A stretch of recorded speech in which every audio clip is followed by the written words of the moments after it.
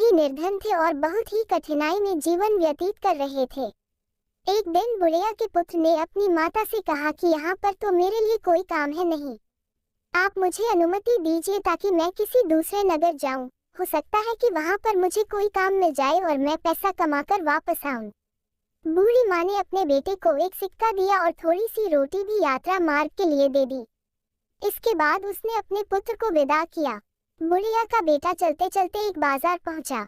वहां पर उसने एक बूढ़े भिखारी को देखा। वह चिल्ला चिल्ला कर कह रहा था कि है कोई जो मेरे जीवन के अनुभव को एक सिक्के में खरीदे। कोई भी उस बूढ़े भिखारी की बात नहीं सुन रहा था। इसी बीच उस युवक ने सोचा कि मेरे पास एक सिक्के के अतिरिक्त कुछ भी नहीं है, क्यों न यह सिक्का मैं इस बूढ़े को दे दूं। उसने यह सोचते हुए कि आजीविका का प्रबंध करने वाला तो ईश्वर है, वह सिक्का बूढ़े को दे दिया। सिक्का देते समय युवक ने उस बूढ़े से कहा कि अब तुम मुझको अपने जीवन का अनुभव बताओ। बूढ़े ने कहा कि कोई भी अपनी वर्तमान स्थिति से संतुष्ट नहीं है।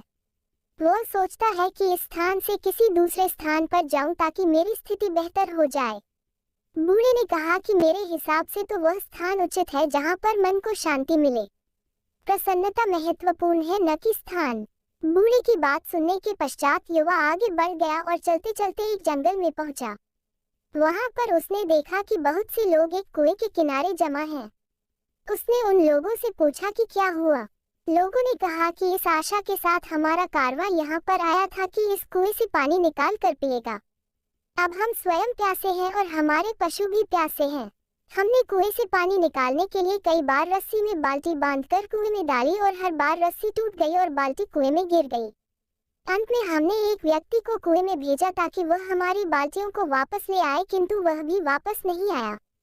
पता नहीं कुएं में क्या है। युवक जो अपने घर से काम के लिए ही निकला था, उसने यह सोचा कि इन लोगों को अपनी योग्यता और क्षमता को प्रदर्शित करने का यह बहुत अच्छा अवसर है। हो सकता है कि कारवां के लोग इसे देखकर मुझे कोई काम सौंप दें।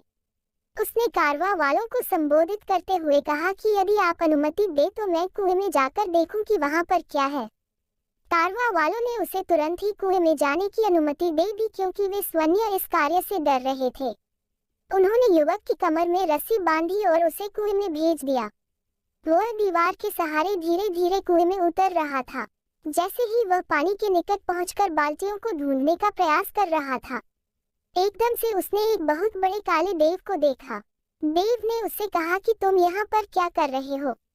देव को देखकर नौजवान डर गया। उसने देव को सलाम किया। इस पर देव हंसा और बोला, सलाम सुरक्षा लाता है। तुम मुझको एक सज्जन युवक लग रहे हो। मैं तुमसे एक प्रश्न करना चाहता हूँ। यदि तुमने मेरे प्रश्न का सही उत्तर दे दिया तो मैं तुम्हें यह अनुमति दूंगा कि कुएं से पानी लेकर सुरक्षित वापस चले जाओ। यदि तुमने मेरी बात का सही उत्तर नहीं दिया तो मैं तुमको भी उन्हीं लोगों की भांति यहाँ पर बंदी बनाऊंगा जो तुमसे पहले यहाँ पर आए थे। ऐसे में युवक ने सोचा कि तुम्हें क्या परेशानी थी जो यहाँ पर आए, लेकिन अब इन बातों से कोई लाभ नहीं था। अब मुझको ईश्वर पर भरोसा करते हुए देखना यह है कि इस काले देव ने क्या सोच रखा है। यह सोचते हुए उसने देव से कहा कि ठीक है, मुझको तुम्हारी बात स्वीकार है। तुम अपना प्रश्न पूछो। देव ने युवा से कहा कि यह बताओ कि खुशी कहाँ है। देव का प्रश्न सुनकर युवा ने कहा कि मालूम है कि खुशी तो धरती पर ही है। फिर उसने सोचा कि यदि मैं उसको यही उत्तर दूंगा तो हो सकता है कि उसे बुरा लगे, क्योंकि उसका घर तो अंधेरे कुएं में है। अभी वह यह सोच ही रहा था कि युवक को बूढ़े फकीर की बात याद आई। बूढ़े की बात जैसे ही उसके मन में आई वह बहुत प्रसन्न हुआ। इसके बाद उसने देव से कहा कि जानते हो खुशी कहाँ है। जहाँ पर मन प्रसन्न है वहीं पर खुशी है। उसकी बात सुनकर देव बहुत प्रसन्न हुआ।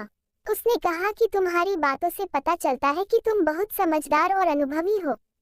तुमसे पहले जिससे मैंने यह प्रश्न किया था उसने मुझसे कहा था कि धरती पर पाए जाने वाले बाग खुशी का स्थल है, जबकि मुझको तो यही स्थान अच्छा लगता है और मैं इसे ही पसंद करता हूँ। देव ने कहा कि जाओ बाल्टियों को ले जाओ, मैं तुमको 3 अनार दूंगा। जब तक अपने घर न पहुँच जाना किसी से भी इस बारे में कोई बात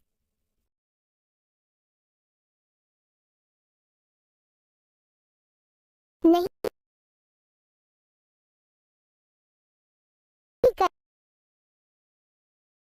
करना। युवक ने देव का आभार व्यक्त किया। बाल्टियों को पानी से निकालकर एकत्रित किया और उनको पानी से भरकर वापस ऊपर भेज दिया। उसके बाद वह भी कुएं से सुरक्षित वापस निकल आया। बाहर आने के बाद उसने देव की कहानी कारवा वालों को सुनाई, किंतु अनार के बारे में उसने उनसे कुछ भी नहीं कहा। कारवा वालों से उसका आभार व्यक्त किया। फिर युवक कारवा के साथ अपने नगर वापस आ गया। जब वह अपने नगर पहुंचा तो कारवा वालों ने उसे एक गाय और भेड़ उपहार स्वरूप दी। उन्होंने कहा कि हम कुछ समय तक तुम्हारे नगर में रहेंगे। जब हम यहाँ से वापस जाएंगे तो तुम भी हमारे साथ आ सकते हो और हमारे लिए काम कर सकते हो। इसके बाद युवक ने कारवा वालों से विदा ली और अपने घर की ओर चल पड़ा। अपने पुत्र को देखकर उसकी माता बहुत प्रसन्न हुई। उसने कहा कि बहुत अच्छा हुआ कि तुम आ गए। मुझको तो आशा नहीं थी कि तुम इतनी जल्दी वापस आ जाओगे। युवक ने कहा कि ईश्वर ने मेरी सहायता की। अब तक मुझे एक गाय और एक भेड़ उपहार में मिल चुकी है।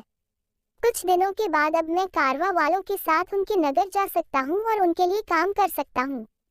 रात को माँ और बेटे ने खाना खाया। माँ थकी हुई थी अतः जल्द सो गई। युवक ने अपनी जेब से एक अनार निकाला और उसका एक टुकड़ा काटा। अनार के दाने बहुत चमक रहे थे जो जगमगाते रत्न की भांति थे। युवक को पता चला कि अनार के दाने बहुमूल्य रत्न हैं। यह जानकर वह बहुत खुश हुआ।